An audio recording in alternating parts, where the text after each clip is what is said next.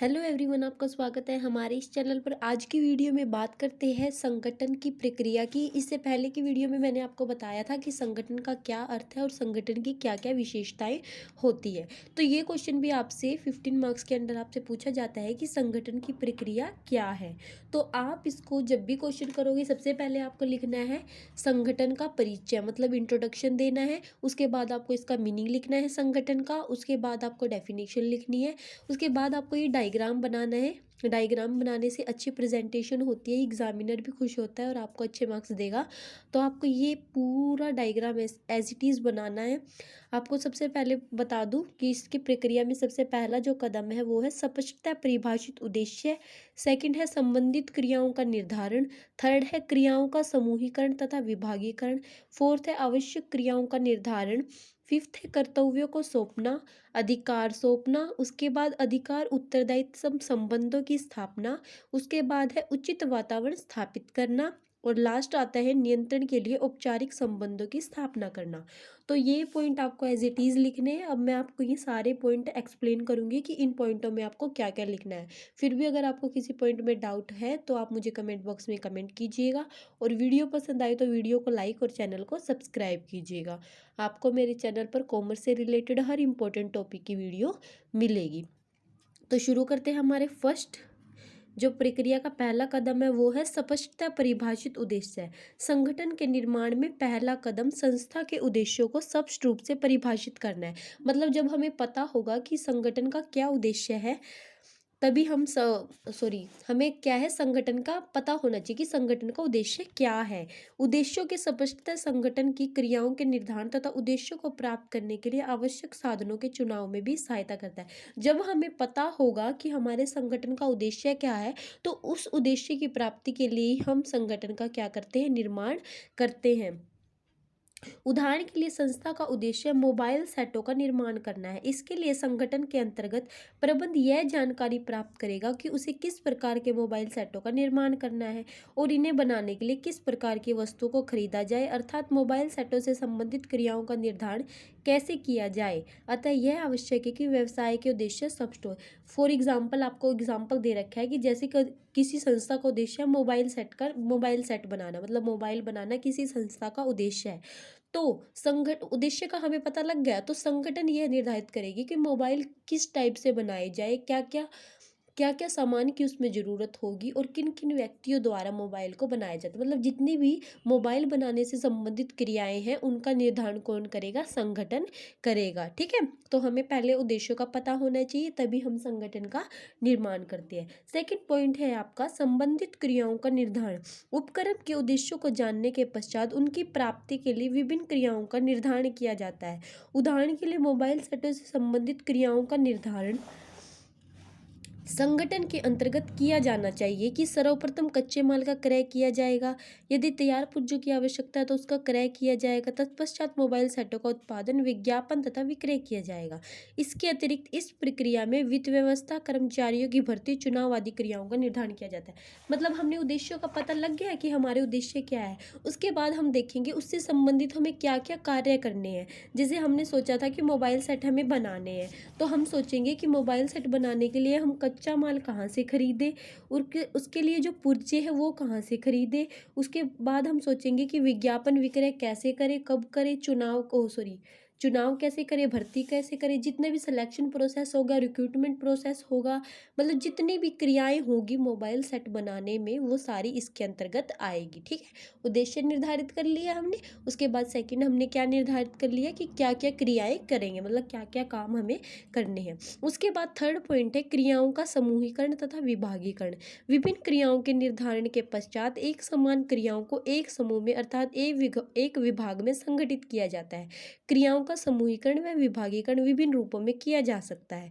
कुछ सामान्य रूप से इस प्रकार है। विभागीकरण का मतलब होता है विभाग में बांटना। जैसे क्रय संबंधी जितने भी कार्य होंगे वो क्रय विभाग को दिए जाएंगे, विक्रय संबंधी जितने कार्य होंगे वे विक्रय विभाग को दिए जाएंगे, और जो भी प्रोडक्शन से रिलेटेड क्रियाएं हैं वो प्रोडक्शन मतलब उत्पादन विभाग को दिए जाएंगे। मतलब सबकी क्रियाओं को हम विभागों में बांट देंगे। तो दो तरीके की क्रियाएं होती है, एक होती है क्रियात्मक विभागीकरण, एक होता है विभागीय विभागीकरण। क्रियात्मक विभागीकरण में क्या होता है, इस विधि के अंतर्गत एक कार्य से संबंधित सभी क्रियाओं का एक विभाग के अंतर्गत समूहीकरण किया जाता है। उदाहरण के लिए उत्पादन से संबंधित क्रियाओं का उत्पादन विभाग तथा, मतलब जितने भी बताया ना मैंने आपको, जैसे क्रय का कार्य क्रय विभाग को दे दिया, विक्रय का कार्य विक्रय विभाग को दे दिया, उत्पादन का कार्य उत्पादन विभाग को दे दिया, उसको क्या कहते हैं हम, क्रियात्मक विभागीकरण कहते हैं। सेकंड पॉइंट होता है विभागीय विभागीकरण। विभागीय विभागीकरण, जब एक संस्था एक से अधिक वस्तुओं का उत्पादन करती है तो वह विभागीय विभागीकरण को अपनाती है। इसके अंतर्गत एक उत्पाद से संबंधित क्रियाएं एक विभाग द्वारा की जाती है। उदाहरण के लिए यदि एक संस्था सौंदर्य प्रसाधन, रेडीमेड कपड़ों तथा औषधि आदि का उत्पादन करती है तो सौंदर्य प्रसाधन संबंधी वस्तुओं के उत्पादन, विक्रय तथा विपणन का कार्य एक विभाग द्वारा, इसी तरह रेडीमेड कपड़ों संबंधित दूसरे विभाग। मतलब फिर हम क्या कर देंगे, जैसे एक संस्था है वो बहुत सारी वस्तुओं का उत्पादन कर रही है, जैसे रेडीमेड वस्त्रों का भी उत्पादन कर रही है और ब्यूटी प्रोडक्ट्स का भी वो क्या कर रही है, उत्पादन कर रही है, तो हम ब्यूटी प्रोडक्शन करने वाली जितनी भी क्रियाएं वो एक विभाग को दे देंगे और जितनी भी आपके रेडीमेड कपड़ों से संबंधित क्रियाएं हैं वो दूसरे विभाग को दे देंगे। मतलब ठीक है, रेडीमेड वाले एक विभाग को और जो ब्यूटिशियन का उत्पादन कर रही है वो एक विभाग को दे देंगे। ठीक है, तो ये हो गया विभागीय विभागीकरण। फोर्थ आपका जो ये इसके अंदर ही पॉइंट थे आपका क्रियात्मक विभागीकरण और विभागीय विभागीकरण। आप चाहे तो इसको पैराग्राफ बना के भी लिख सकते हो और अगर आप पॉइंट में लिखोगे तो अच्छी आपकी प्रेजेंटेशन होगी। उसके बाद आपका फोर्थ पॉइंट आता है आवश्यक क्रियाओं का निर्धारण करना। वे क्रियाएं जो संस्था के उद्देश्य की प्राप्ति में अपना विशेष योगदान देती हैं उन्हें आवश्यक क्रियाएं कहा जाता है। इन क्रियाओं का निर्धारण संस्था के सामान्य उद्देश्य को प्राप्त करने के लिए किया जाता है। प्रत्येक संस्था में किए जाने वाली आवश्यक क्रियाएं अलग अलग होती है।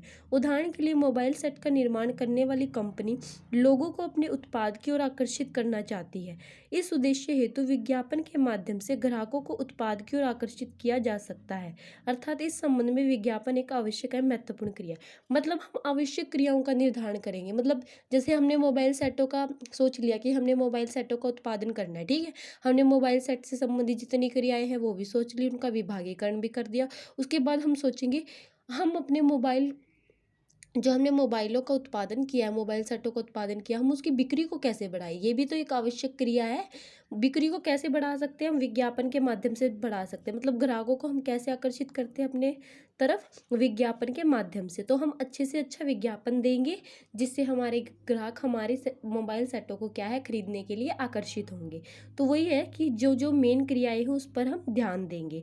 उसके बाद है फिफ्थ पॉइंट कर्तव्यों को सौंपना। विभिन्न क्रियाओं को विभागों तथा उप विभागों में बांटने के पश्चात यह निश्चित किया जाता है कि प्रत्येक विभाग से संबंधित व्यक्तियों को उद्देश्य प्राप्ति हेतु क्या क्या कार्य करना है।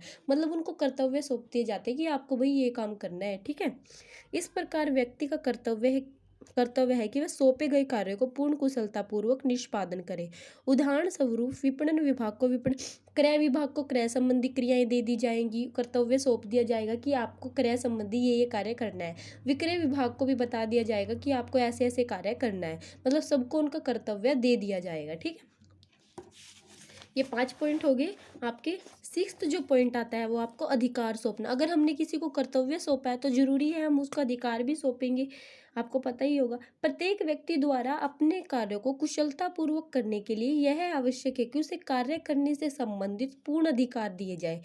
ठीक है, अधिकार से हमारा अभिप्राय निर्णय लेने की शक्ति। कर्मचारियों को उचित अधिकार सौंपना इसलिए आवश्यक है क्योंकि बिना उचित अधिकारों के कर्तव्य का पालन नहीं किया जाता। जब तक हम उन्हें किसी चीज़ का अधिकार नहीं देंगे तब तक कर्तव्य का वो पालन अच्छे से नहीं करेंगे। अधिकारों का प्रवाह ऊपर से नीचे तथा उत्तरदायित्व कर्तव्य का प्रवाह नीचे से ऊपर की ओर होता है। मतलब पहले हमने कर्तव्य सौंप दिया, उसके बाद हम क्या सौंपेंगे, अधिकार सौंपेंगे। उसके बाद 7वां पॉइंट आता है अधिकार उत्तरदायित्व संबंधों की स्थापना। अधिकार है वो उत्तरदायित्व निर्धारित करने से अधिकारी अधीन संबंधों की स्थापना होती है।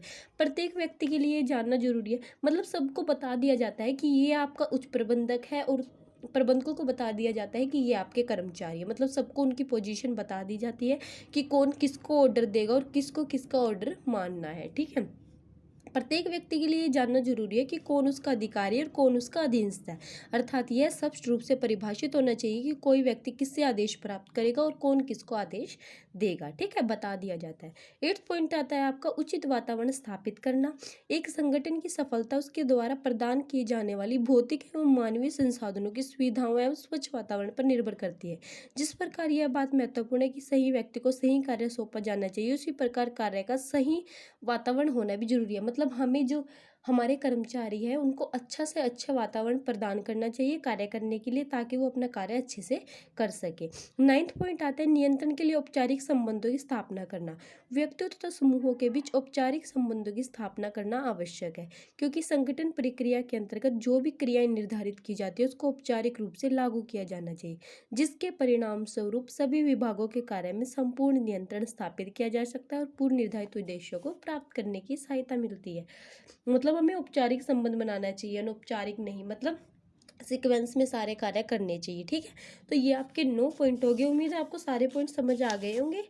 ये संगठन का जो आपका प्रक्रिया है, ये आपका आपसे ऐसे भी पूछ सकते हैं कि संगठन की प्रक्रिया क्या है, या आपसे ऐसे पूछ सकता है संगठन में सम्मिलित चरण या स्टेप्स पूछ सकता है। ठीक है, तो इसका एक ही मतलब है, आपको ये सारे पॉइंट एक्सप्लेन करने हैं। ये आपके 9 पॉइंट है। आपको सबसे पहले इंट्रोडक्शन मैंने बताया है, फिर मीनिंग, फिर डेफिनेशन, उसके बाद आपको ये डायग्राम बनाना है, फिर सारे पॉइंट एक्सप्लेन करने हैं। ठीक है, अच्छे से एक्सप्लेन करने हैं।